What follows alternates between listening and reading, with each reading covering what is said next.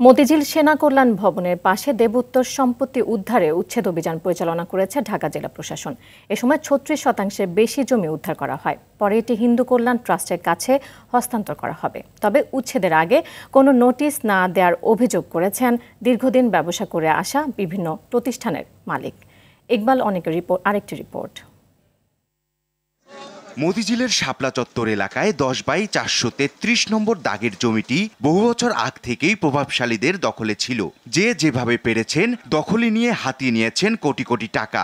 তবে জমির মূল মালিকানা শ্রী লক্ষ্মীনারায়ণ জিওর মন্দির।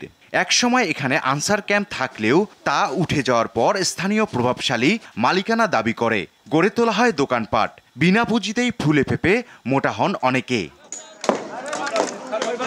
এ অবস্থায় জমিটি উদ্ধারে নামে হিন্দু ধর্মীয় কল্যাণ ট্রাস্ট।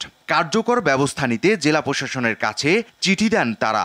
উদ্ধার হওয়া জমিতে ফের মন্দির করার কথা বলেন নেতারা। জেলা প্রশাসক আজকে সে জায়গাটি অবৈধ দখলদারি উচ্ছেদ করে আমরা হিন্দু ধর্মীয় কল্যাণ ট্রাস্টের কাছে সেটা হস্তান্তর করবেন।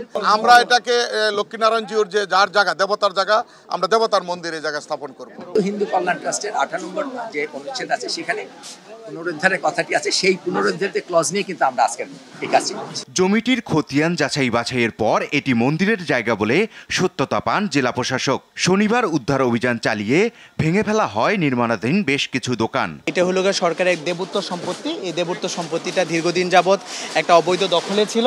এখানে যারা সেবায়ত সূত্রে মালিক ছিল তারা আসলে সরকার বা মন্ত্রণালয়ের কোনো অনুমতি ছাড়াই এখানে কিছু অবৈধ স্থাপনা তৈরি করেছিল। সেই স্থাপনাগুলো আমরা আজকে উচ্ছেদ করে এই জমিতে আমরা জেলা প্রশাসকের নিয়ন্ত্রণে এবং আমরা ঊর্ধ্বতন কর্তৃপক্ষের নির্দেশে এটা আমরা আজকে দখলমুক্ত করব।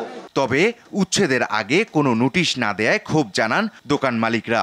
জেলা প্রশাসক কোনো নোটিশ দেয় নাই আমাদেরকে, হঠাৎ একটু আগে। এখন আমরা জিনিসপাতি কই যাব বলেন। এর আগেও বিভিন্ন সময় দেবোত্তর সম্পত্তি উদ্ধার করে হিন্দু ধর্মীয় কল্যাণ ট্রাস্টের কাছে হস্তান্তর করেছে ঢাকা জেলা প্রশাসন। ইকবাল অনিক, RTV, ঢাকা।